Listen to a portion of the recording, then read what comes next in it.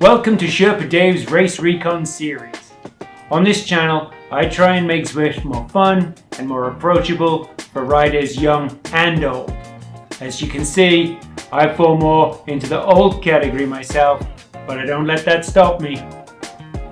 If you like what you see here today, why don't you take a look at some of the other videos that we have on the channel, and if you like those, maybe hit that subscribe button down in the bottom corner. Okay, so this is a number of laps of Richmond UCI reverse. In case you didn't know, that is Libby Hill behind the map. We start off, we do 3 big climbs here, 2 of which are KOMs. It's 23rd Street, then Libby Hill, then there's some flat and you go up Governor, and then there's a whole bunch of flats where we find 2 sprints, the Broad Street Sprint and Monument. So we're going to take a little bit of time here looking at the race on a page, because there's a lot to take in, a lot to unpack, as they say in business circles. So this is Classics Week 4, Richmond UCI Reverse. The different classes, and remember we're going to do auto classification or auto categories again. So class 1 and 2 will do 3 laps, which is 48 kilometers. Class 3 and 4 will do 2 laps, which is 32 kilometers. Class 5 will do 1 lap, or 16 kilometers. There are 2 KOMs and 2 sprints on each lap. That means for first across the line, those at the pointy end of the pack, you will have 2 KOMs, so that's 23rd Street and Libby each lap, and you will have 2 sprints. That is Broad Street and Monument each lap. For fastest through the segment, of course, your fastest times through on all the laps are looked at, and the overall fastest for each of those 2 KOMs and each of those 2 sprints are given points. Wow, that was complicated. Okay, and then of course the last lap finishing position, or I should say the finishing position when you finish the last lap, will get points as well. There are 3 power-ups available: the feather, the aero and the truck. So there is nothing too complicated there, but the question will be, where are you going to get the power-ups? There are 5 places on the route where you would typically get power-ups. That's the 4 gates for the intermediates plus the start-finish gate. But Martin tells me they may throw a curveball surprise in there, and we may not get as many power-ups as you think. So what I want you to do as you're riding through the race is make sure that you only use those power-ups where you really need to, or where they'll really be helpful. In terms of bike choice, this is a mixed bag. In the analysis that Eric at Zwift Insider did, the Tron and the Venge with the fancy disc wheels did identically in terms of time. My bet goes on Tron being a better bike for the real world on this ride. So there you go. But that said, if you want to pick something, if you don't have Tron or you want to pick something else, here are the best bike suggestions for this particular route, according to me. Your own choices may differ from this, but of course, head over yourself to zwiftinsider.com and have a look at the what to buy at each Zwift level page, which is a really good indication of what's going to work for you. Jumping over to the DS sheet, I've broken this down each of the 3 laps. Of course, you might be doing 1, you might be doing 2, or you might be doing 3 laps. And then I've broken down the KOMs as well, because they're not the easiest of KOMs to work out. 23rd Street Reverse has a first half that's hilly, but not too hilly, and then a second half that is an absolute nightmare, peaking at 12%. The Libby Hill Reverse KOM is 680 meters, only averaging 3.6%. Sounds easy, but it peaks at 24%. Not only that, I've broken this down into 3 sections. There is the climb before you hit the KOM itself, before you hit the KOM marker. Just 200 meters, it's about 150 actually, at 2.5%. Then the KOM hill itself is 200 meters, averaging 9%, but peaks at 24%. I believe that is the steepest grade seen on Zwift so far. After 200 meters of that, there's 400 meters that is mostly flat that takes you to the KOM banner itself. So Libby Hill is a fairly complicated hill to climb. Now, because this is a pretty technical ride, I thought I would bring up the 3D view and a 2D view simultaneously so you could see what's going on. So you can see that the ride starts with a downhill, and then after a short, I think it's 1.1 kilometers, we actually hit 23rd Street, and you can see from the little bit of orange that's on that climb up by 23rd Street, it does get up there in terms of gradient. There's a sharp downhill, but not very long one after 23rd Street, and then you go straight into Libby, and Libby itself is not, again, a long ride. I think it's 680 meters, but it does hit over 20%. I think it's 24% somewhere on there before you come down again. And then the two sprints that you can see there, Broad Street is right after you turn a bend, and it's actually the shortest sprint in Zwift. It's less than 100 meters. It may well be less than 50 meters, a little more flat, and then you hit Monument, and you know you're close to Monument because it's just past a roundabout, and then you will see it directly in front of you.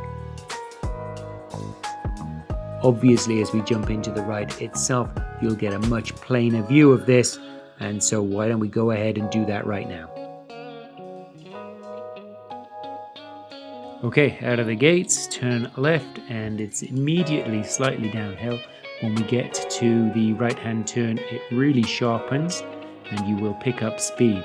Make sure you keep an eye on the group that you're with, because they will all be going faster.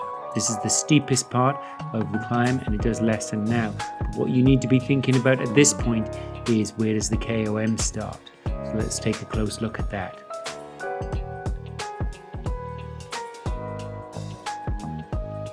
There it is at 1.1 kilometer.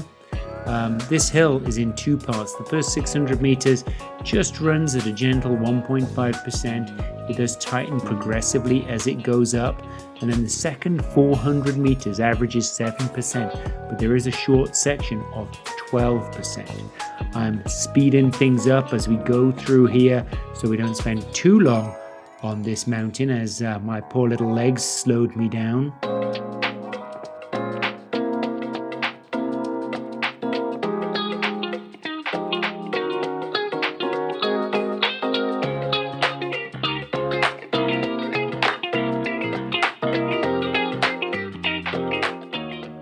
The 12%, not for long, and now it's pretty flat for the 50 meters to the gate.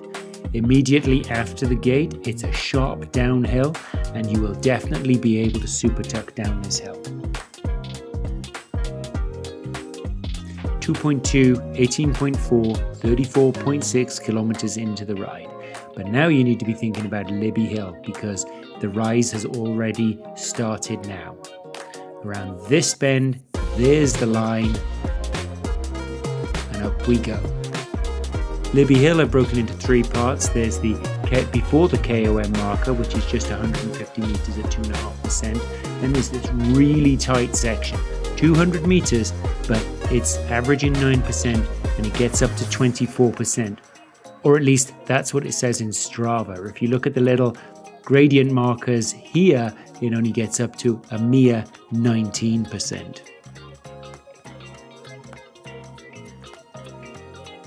And now it's mostly flat from here to the banner, and you can see the banner on the mini map.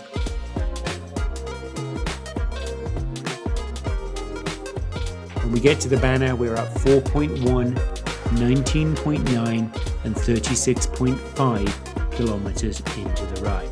36.2 kilometers into the ride. You're not going to be able to see where you're going down this part. It is cobbled, so that will slow you down a little bit, but it is very winding.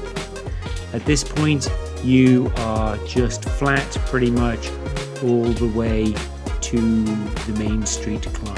2.8 kilometers of flat. And just sit in and rest.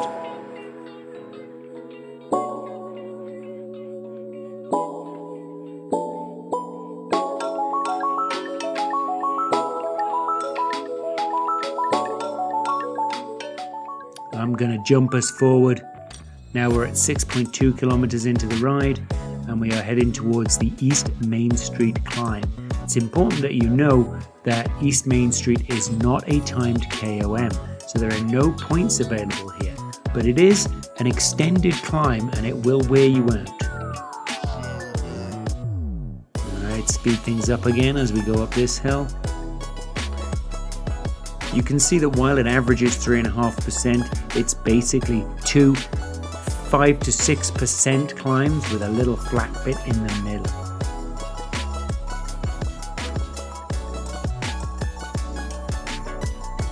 Here's the flat bit. And now the gradient kicks in again.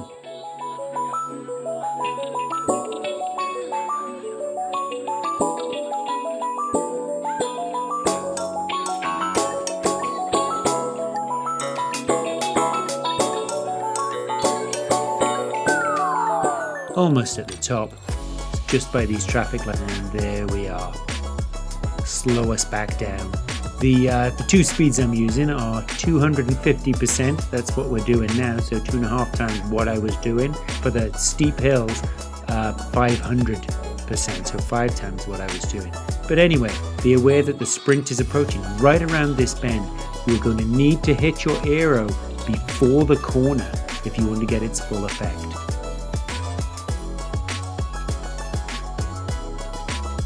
There it is, and it's the shortest sprint in Zwift currently. Finish up that aero, and from here it is pretty much flat for quite a while. And in fact, we're going to jump forward to 9.5 kilometers. And this little rise kicks in. It's not long, 200 meters, 2.5%, just rolling through it.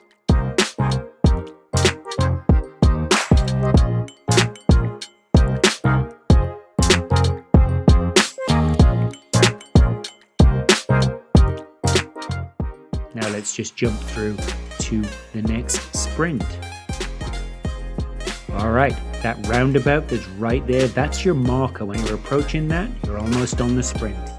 Come around the other side, and we are at 12 kilometers when you pass the sprint marker, and it's a 220 meter sprint. It is flat, but it is also cobbled, so bear that in mind as you go through.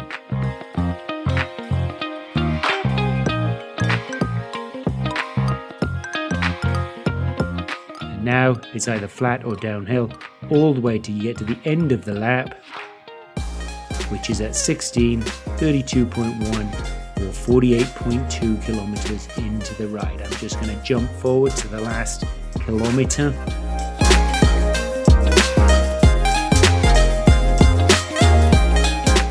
You can see the sprint banner that we went through earlier on. We're going to go past that.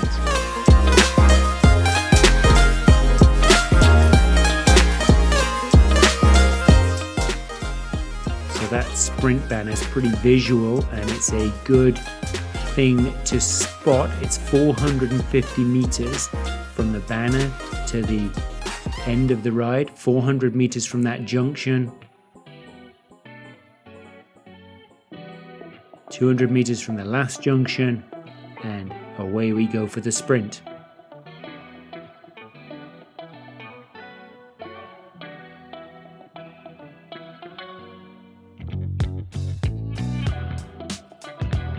Nice bit of slow motion for the end. There's Libby Hill again, and I'll leave you with the ride on a page